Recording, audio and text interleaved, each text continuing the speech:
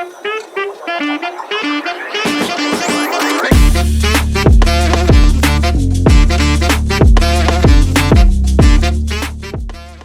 Rod and I actually met each other. Oh my gosh, Rod, I think it might have been like 4 years ago now.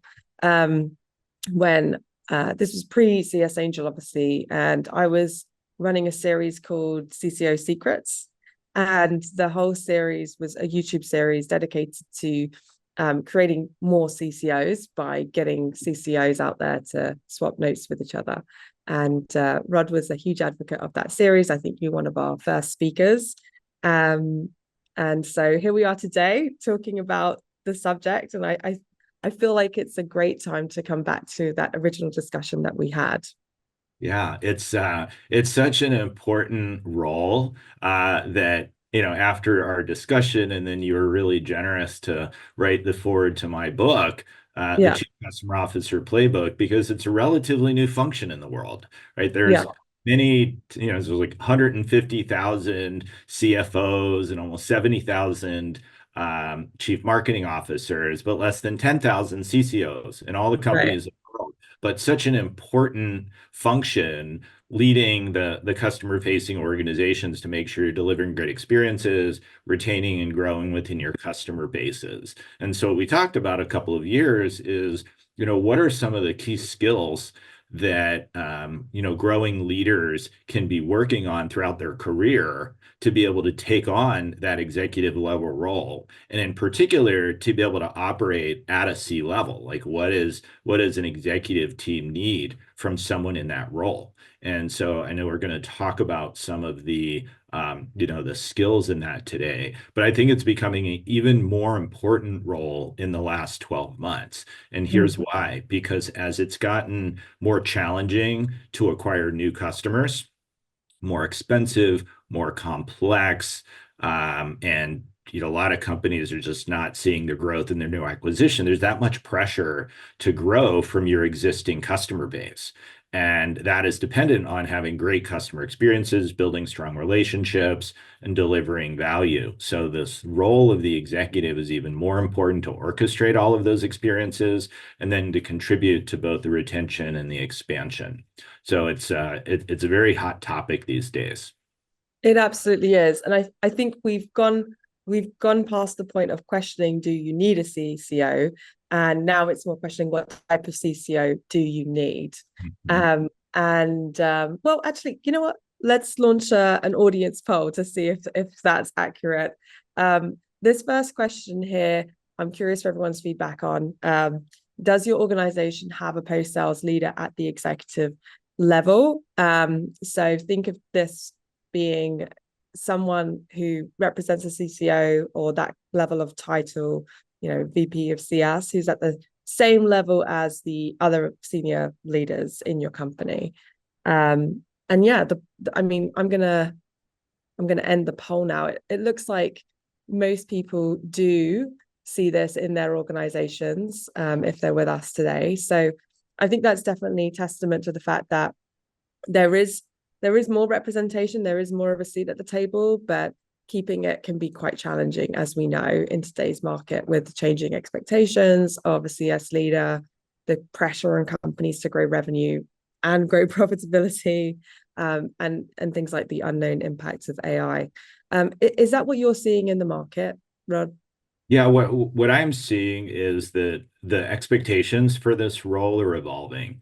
I think over the Mm, last couple of years, the role of a head of customer success or a chief customer officer type of role has focused on both retention as a key metric and also in making sure that your customers are healthy, they're finding value, they're using your solution successfully, and that you're also providing input back into the other parts of the organization. It's a very cross-functional role. You can't just depend on the people in your organization.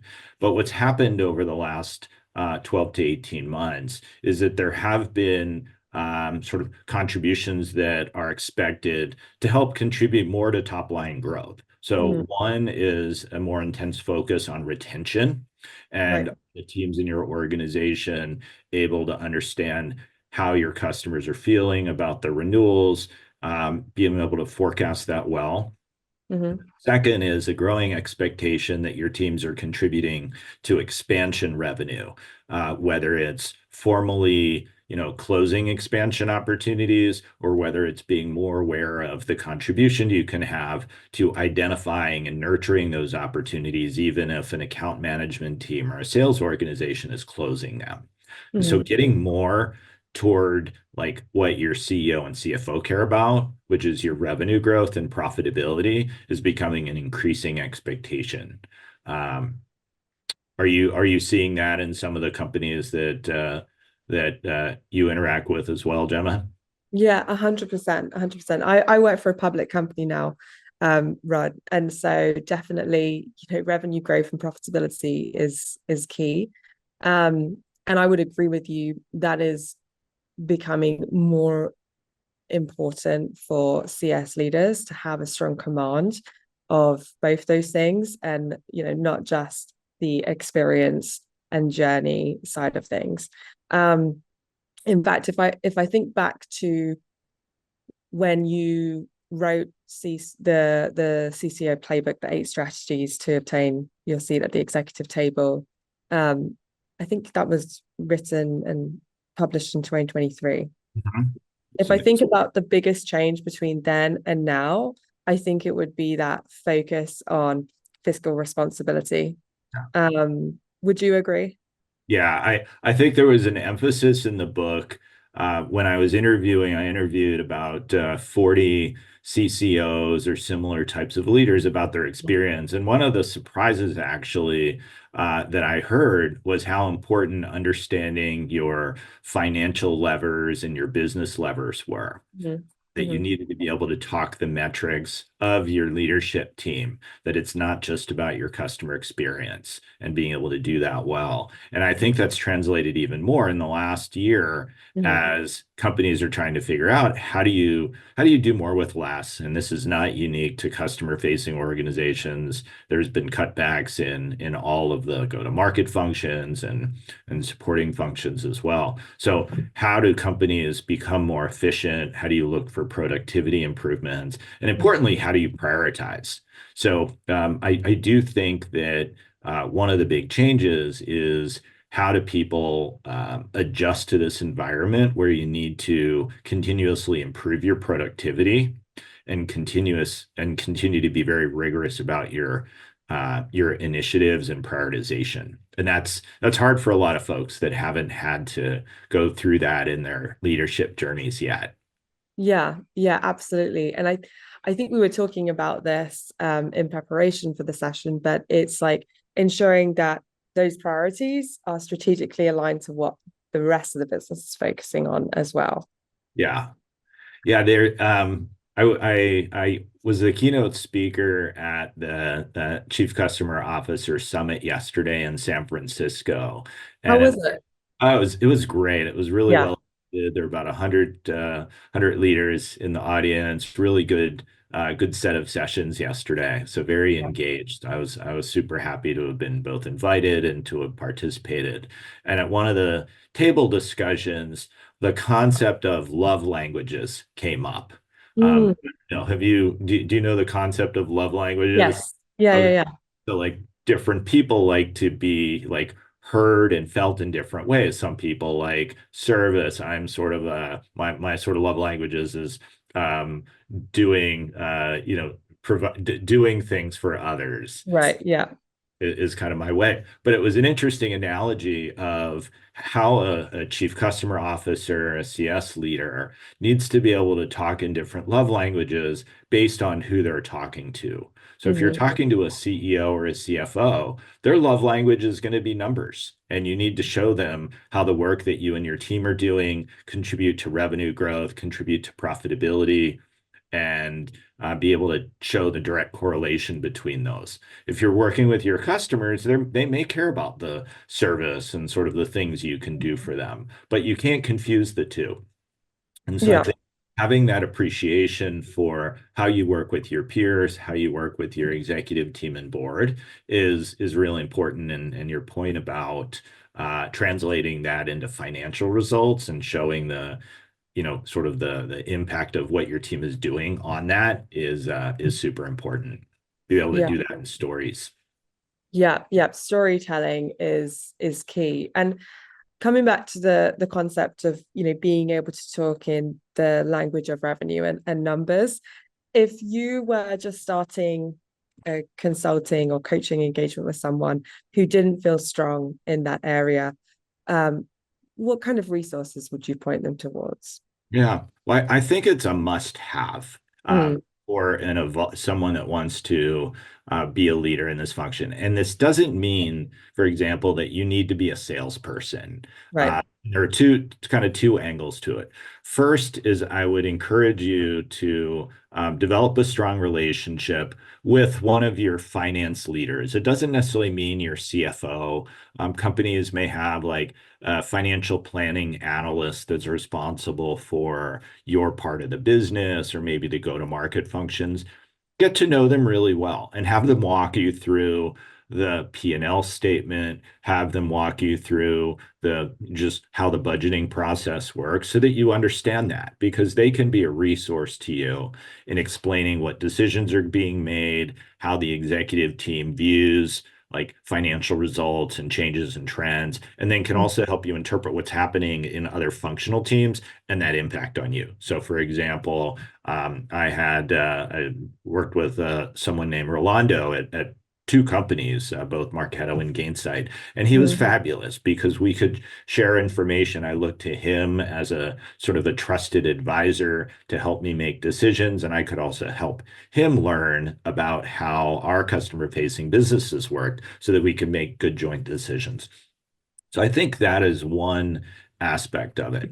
The second place I would go for learning is actually working with your sales leaders and observing some of the things that they do. Again, this is not in the purpose of turning you and your team leaders into salespeople, but they do bring a handful of very important sort of experiences with them. So, for example, CS and CCOs need to be really good at forecasting results, and they mm, need to be good at understanding how the customer experiences that are happening affect your assessment of what's going to happen in the future. Well, mm, sales leaders do lots of inspection on deals. They'll talk to their account executive and say, hey, explain where we are in the sales process. And they'll expect that the salesperson is able to sort of play back the appropriate story and make an assessment of how likely it is that this deal is going to close and what's going to need to happen. That same concept can happen when you're talking with, for example, a CSM about whether a deal is likely to renew and having that same inspection type of process. And the second part of that is forecasting. So sales leaders and their leadership team are often get really good at forecasting results. And I think that's another skill set that CCOs and the CS leaders need to develop more, that they can learn from their sales counterparts. How do they do that more and become more predictable in the outcomes they deliver? yeah, absolutely. So sales and finance, not necessarily having to go and get an MBA is what I'm hearing. I don't think that's the case. I think it's really about a curiosity to learn Mm, and a curiosity to be able to make connections between, what are the decisions you make and what are the outcomes that you're driving so that mm, you can get better in your career about understanding, okay, which of the levers can you pull over here that will affect the key outcomes that you're trying to deliver, right? Whether those outcomes are renewal rate, whether those outcomes are time to value for new implementations, whether it's self-service, whether it's expansion. Um, mm. it's not always clear what's going to work in your customers or in certain segments or in certain regions. So you need to have experiences that help you understand those connections. Yeah, and it's the connection between expenditure and results. Yeah, because those expenditures translate into investments and resources. And Yeah. those investments and resources that you can then prioritize certain initiatives or improvement opportunities. Mm, And so there is a direct correlation between where you sort of spend your company's dollars and the outcomes you get, right? mhm, So mhm, there's priorities to improve. And then there's also obviously the day-to-day. Like, what is your team doing on a daily basis that doesn't require any new process changes, system changes, tools, new initiatives? It's how they do that. So I think there needs to be a focus of both, like, how are you doing against your day-to-day? Do you have the right people in place, the right tools and processes? And then when you do make changes, how do those changes affect some outcome that you care about? Yeah, yeah, absolutely. And we talked about strategic priorities earlier briefly, and I'm curious now, um, how many how many people do you work with start off having a roadmap versus like end up having a roadmap after working with you? Yeah. Well, I what I actually tend to find is that most of the clients that I work with have a Yeah, pretty good sense of their like strategic priorities, yeah, but they don't have it written down or documented right. in a way that they can communicate. So Yeah. a lot of times I'll work with them. I have a template that I use where when I start a client project or I work with a new leader, we'll kind of go through and it takes you through, what are your company goals? Hmm. What are your business like or your functional team strategies? And then what are the priorities, the improvement initiatives against those key strategies? And then you can start to tie those to metrics. So it's a little bit, I suppose, like an OKR type of Yeah. concept where there's nested initiatives under strategies that deliver against your company strategies. And usually we can get pretty quickly to what those things are, Mhm. but they don't have a document that they can pull out and Right. share that Like initiative. socialized with Yeah, to be able to other. socialize it, Right. right? Which goes to the point of, leaders need to be able to explain what they're doing to their organization, to their peer functional leaders, and also to their executive team. And so once you have that in place, you now have the core foundation to turn it into a slide deck that you can present to your e-staff or your board. But it could also be a slide that you can present at your own staff meeting so that Mhm. your team knows how the work that they're doing is contributing to the CCO organization's results and then to the company results. So Mhm. it's a pretty standard process and a really important way of communicating, but I don't know that as many leaders have that in place to easily communicate that. Because as we've talked about before, the storytelling is so important. You cannot assume that your peers and your leadership team know what you do. They're so Yeah. busy in their daily job that they expect, that's kind of why they hired a chief customer officer, a VP level person, is for you to be responsible for all of those things, Yeah. and be able to do it strategically and independently. And so you want to be able to make sure that your leadership team understands what you're working on, the results you're delivering, and then what those improvement initiatives are. Yeah. Absolutely. Would you call this like a walking deck, Rod, or what would you call this? Yeah, I think about it as like a CCO roadmap, and A I roadmap. actually Yeah. have a template with a format that somebody can use on my website at rodchurgis.com. Hmm. And I use it with my clients. When you think about a product roadmap, Hmm. that your VP of product or product innovation creates. They kind of tell you like we're working on these, three key initiatives, and then here's when we're going to deliver these feature improvements over the next quarter. Right? There's no reason that you can't do the same thing for your customer facing organization. So it's basically like, a CCO roadmap of your Yeah. strategic initiatives, where it has your one, two, three, maybe four key strategies, and then what are the initiatives or the improvements that you're going to deliver over time. So you can communicate that to your executive team. And then as you finish them, you're like, check this off. We did this, and here's the result. And it enables you very clearly to declare, here's what we're going to do. Yeah. We're doing it. And then when you're done, here's what we've done and what the results are. And it builds confidence in your leadership team that you have a plan. The plan aligns to what the company cares about, and then you're successfully delivering against it. These are, sort of basic concepts of leadership, but I sometimes feel that customer facing leaders get so absorbed in the kind of the day-to-day In doing the work. in Yeah. like doing the work Yeah. that they forget that they need to be able to tell the broader story Yeah. or take what is often a little bit of time. It doesn't take that much time to do this. And I know when I work with my clients, it's really not that long because most people have it in their heads. They just haven't taken the couple of minutes to communicate it. And Mhm. I think that is a big opportunity for folks to be able to demonstrate that impact and demonstrate they actually have a plan. Yeah, for sure, 100%. And we're going to send a copy of this recording to everyone, and I'll include the links of the templates that you have on your website. I have downloaded those templates. I found them really helpful. I've, by the way, also found the offsite templates that you have very helpful if you're in that planning stage with your Uh-huh. team. So yeah, thank you for everything you put out there for the community. It's such great stuff.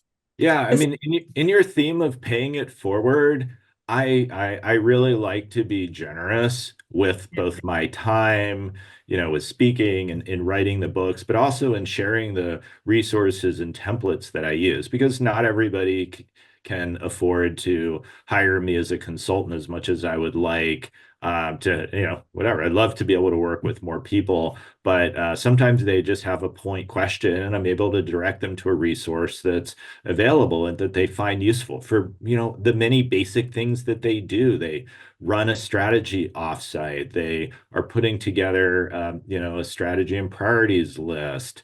They're trying to hire, as one of my favorites is like they're trying to hire a CS leader or a CCO.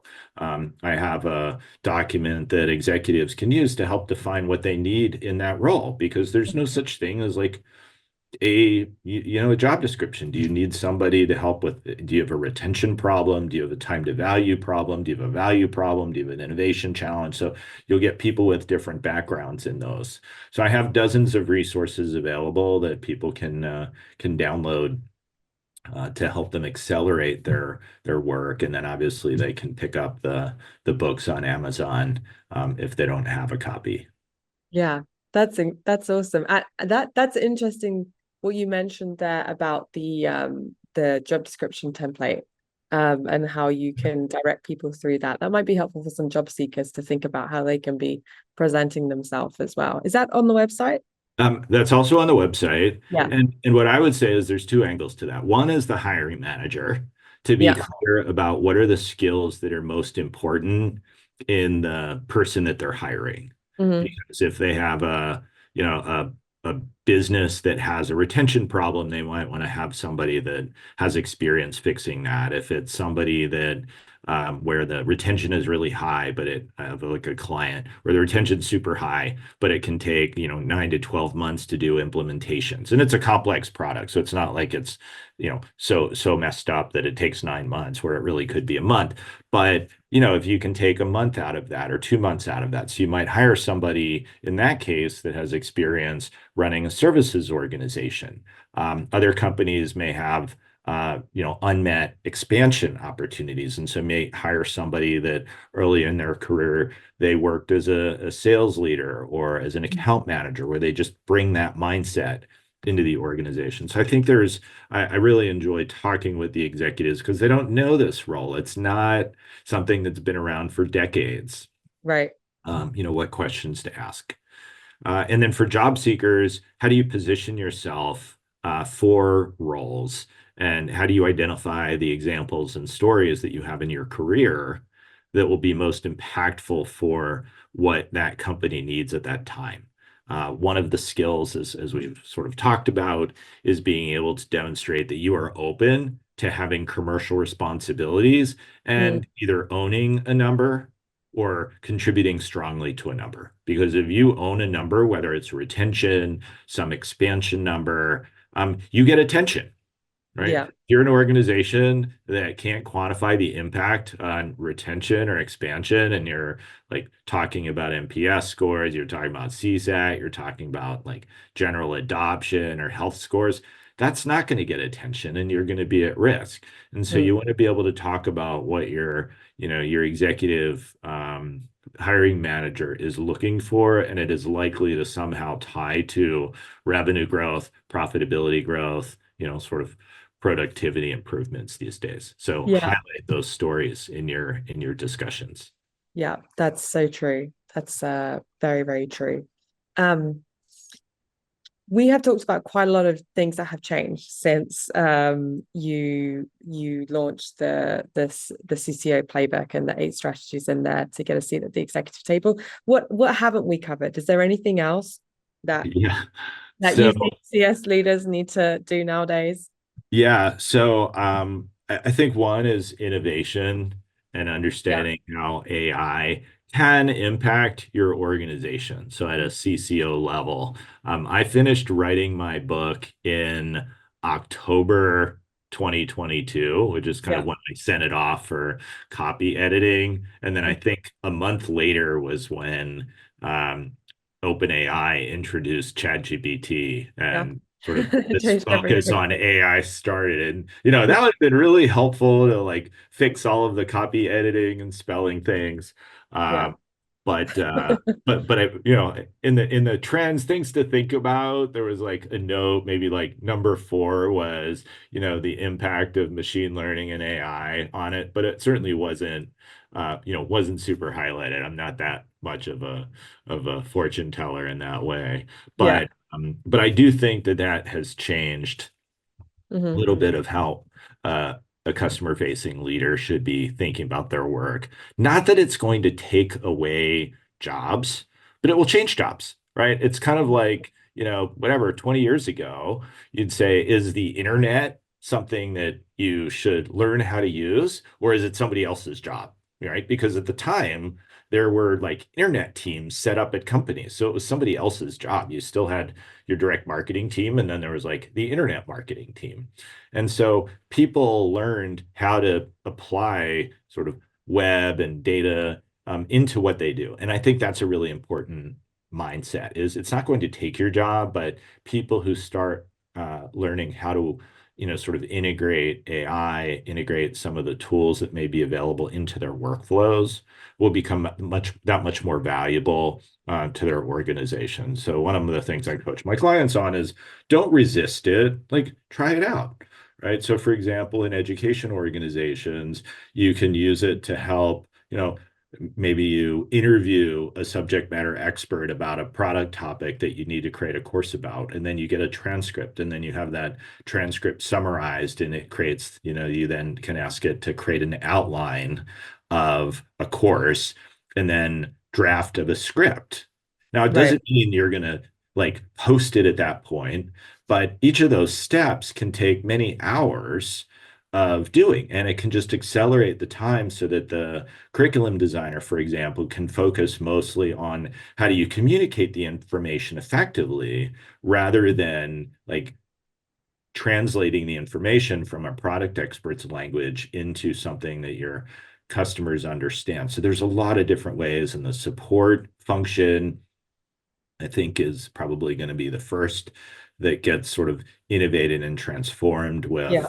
bots that get increasingly successful at interpreting your knowledge articles. You don't have to like search for a particular knowledge article. You can just have a conversational question. It brings up the right information in a way that you understand. Mhm. And then in a CSM world, for example, you can ask ChatGPT or other solutions to, provide information about an account, do some research in preparation for a meeting, transcribe and then summarize activities that you've had. And I think it will soon get to a place where it can help with pattern matching to identify customers that might be at risk or help you suggest ways that customers can get more value from your solutions. So I think just starting to experiment with it. I'm not a huge advocate yet of like invest a ton of money in buying software, but do lots of demos with companies, explore it, try things out, and see where it can help in your organization. So I think that's a really big trend that I hadn't seen when I was writing the CCO playbook, but that I encourage my clients to start to adopt. 100%. And, if anyone listening is looking for inspiration, we review these companies at CS Angel, right? This is what we're investing in. So as you were talking through some of those use cases, I was thinking, do you know who's attending our next demo day? Because Awesome. yeah, some of the founders we have are addressing that problem around writing up the new product instruction processes. Of course, we've already invested in companies like Update AI, who do the transcripts from calls and next step email follow-ups. I'm obviously really passionate about data and tech, which is why I launched CS Angel from the angel investing side. And I see the AI piece in three concepts. So I think you can use AI to be the co-pilot approach for the people that you already have doing things, right? Making them faster, like for the CSM. How do we save time on that? Note taking. They shouldn't have to do note taking anymore. And they shouldn't have to like write the full email if they're having a Zoom call. We can save them time. So there's that co-pilot approach. Then there's like the just do it better approach, which is like a chatbot being table stakes now. If you don't have a chatbot on your company support page, your customers are questioning why you don't have a chatbot, right?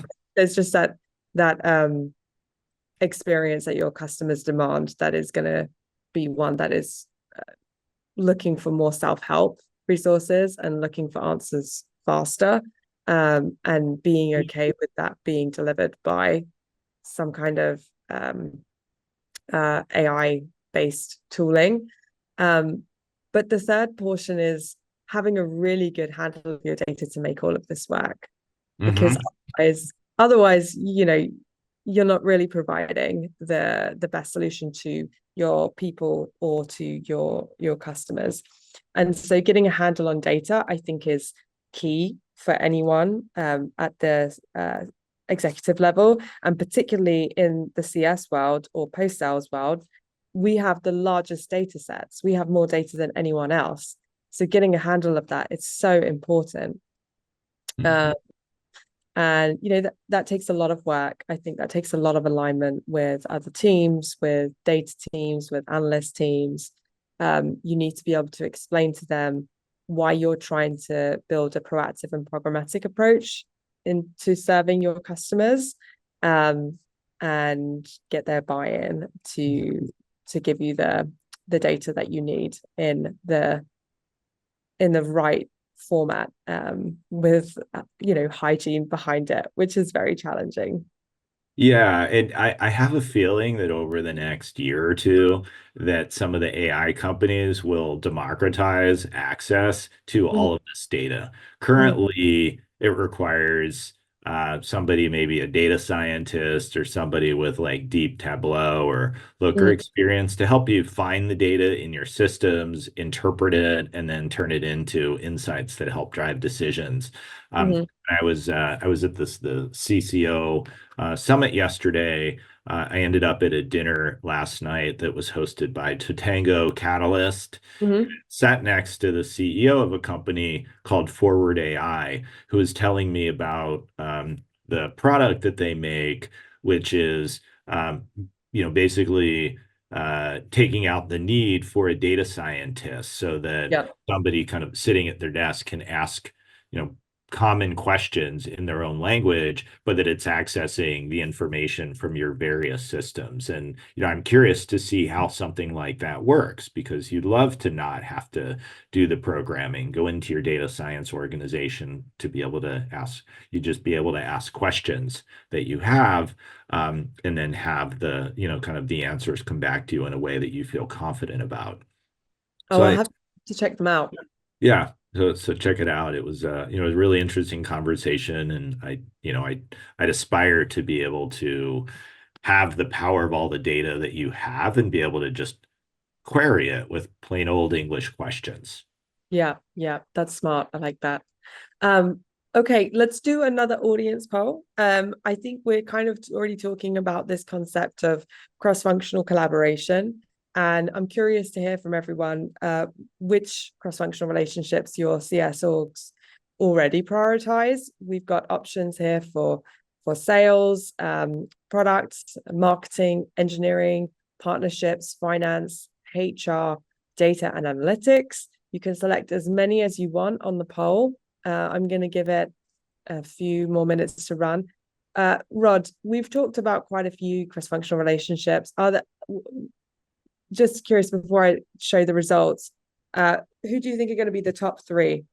Well, I don't know who will be the top three. Yeah, okay. I do have a strong preference on my top Okay, what's your three, preference? Yeah. which is sales, product, and finance. So Okay. finance, we've kind of talked about finance earlier, about Yeah. making sure that you're buddies with your CFO or your FP&A person so that you can help it make informed decisions about what's important to your company.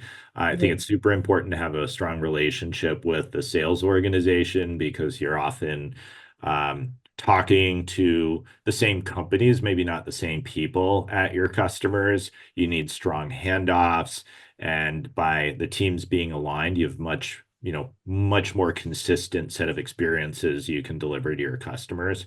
And then Mhm. product, because I think it's the post-sale organizations are often getting the best voice of what's actually happening in the market and being able to translate that back into your product team to either reassure them that the products and services they've built are working in the desired way, or to provide them with feedback about maybe some gaps or things that aren't working as effectively. And importantly, being able to prioritize that. It's not about a laundry list and a dump of information, but being able to prioritize. So, a couple of my favorites are the finance, the product, and the sales. Okay. Are you What do ready to people say? Yeah, yeah, let's you ready to hear. see the results? Okay, here Yeah. we go. So it should be sharing now. So products, we had 13 votes, so 100% of people said product. 85% said sales, 69% said marketing, and then comes finance after that, followed by engineering, partnerships, HR, data analytics as well. So yeah, are you surprised by Yeah. the I, results? I think this is pretty solid. I Yeah, usually get feedback because I only let myself have my top three. So people go, why not marketing? And I said, well, right. marketing's important too, the customer marketing and Yeah. creating advocates. So I don't disagree with that at all. I think that's a good perspective. Okay, but definitely opportunity, I think, for the finance Yeah. relationship. Yeah. Yeah. I'm not surprised by that. I think it is hard to build relationships with finance, particularly if you are seen as part of OpEx, if your organization is seen as part of OpEx. Would you agree? Um, I would. Yeah. And I'm not surprised that it was less than 25%. When I'm in big groups and having a discussion like this, I often ask, like raise your hand if you've had a meeting with your CFO or your director of financial planning in the last Yeah. month. And I often see very few hands get raised. And Mm, my recommendation is you have to change that mm, because your CEO and board are listening most to your CFO and their finance leaders. yeah. If they don't know what you're doing and you don't know what's important to them, you're just not on their radar. Mm, And I think that customer facing leaders often sort of shy away from the numbers. Maybe it's something that they're not as comfortable with. They like the customer and the experience and the relationship part of their work, but maybe not the quantitative spreadsheet budget decisions. But I think that needs to change. And it's something that I strongly recommend and work with my clients to build those relationships to show how the work that they do translates into the numbers that your finance team and your executive team mostly care about.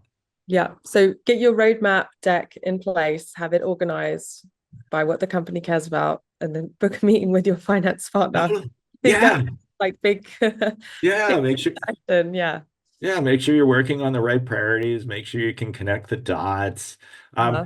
And I also think it's helpful to get out of their comfort zone, right? Mm, mm, So leaders that tend to become CCOs and heads of customer success have a certain set of experiences that have made them successful. mhm, And just like, I started my consulting business 3.5 years ago. And most people would be super surprised to know that, like, before then, I never posted on LinkedIn. Like, seriously, go find a post of mine before 4 years ago. mhm. Yeah. I didn't do a lot of public speaking. I never got close to writing a book.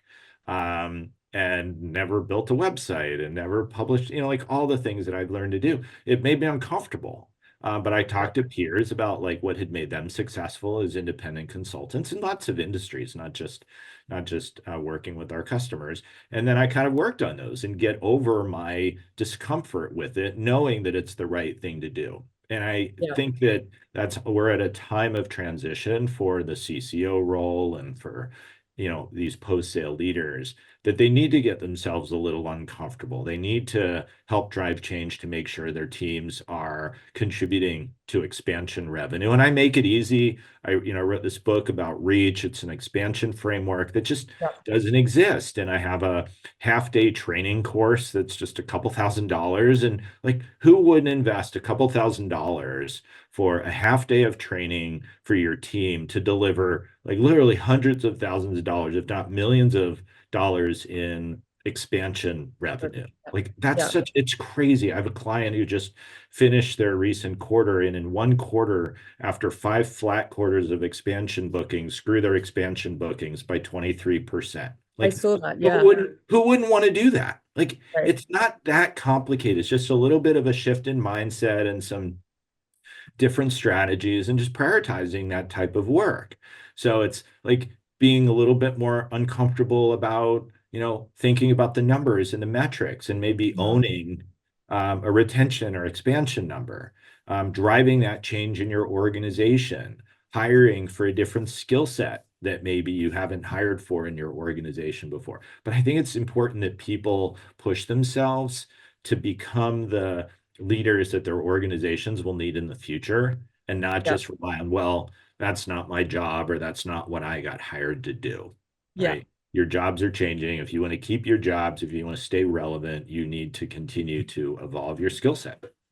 I I love can that. help do that, but there's Yeah. also lots of other people and resources that can help them do that. 100%. I think if anyone's listening and needed that push, this is the sign you were waiting for. Like you can do it. You can do hard things.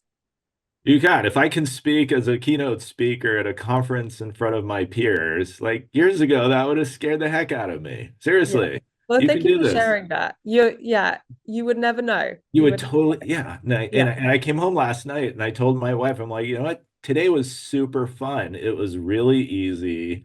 I Uh-huh. got up there, I was very comfortable, told the story that I wanted to tell. I had practiced, I knew what I wanted to say, but I'm getting increasingly comfortable because I'm doing it again and again. And this is Yeah. just it's a muscle that I had not developed in my career Hmm. at all, but it's been super fun. It's helped sort of re-energize me in my next decade of what I want to do because I'm like, hey, I really like doing these types of things. It's fun. I don't want to go back to working at a company. I really like paying it forward. I like helping customers, helping my clients get promoted in their roles, which was also fun. I had one of my clients that got promoted to an SVP of a billion-dollar company, reporting to the CEO, and that's super cool.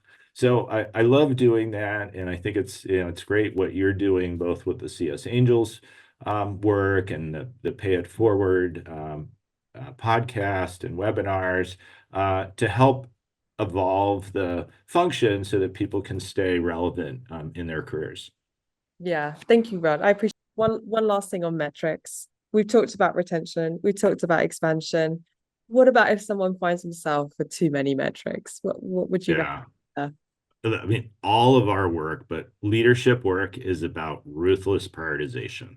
Yeah. So figure out, and you don't need to like make this stuff up. Go Mhm. talk to your CEO, talk to your CFO, and ask them like what they need from you and your organization Mhm. because it probably exists. And Yes, of course, it could be as simple as we need you to retain and grow our customers. That's like telling a sales leader that your goal is to So grow sales and sell, yeah.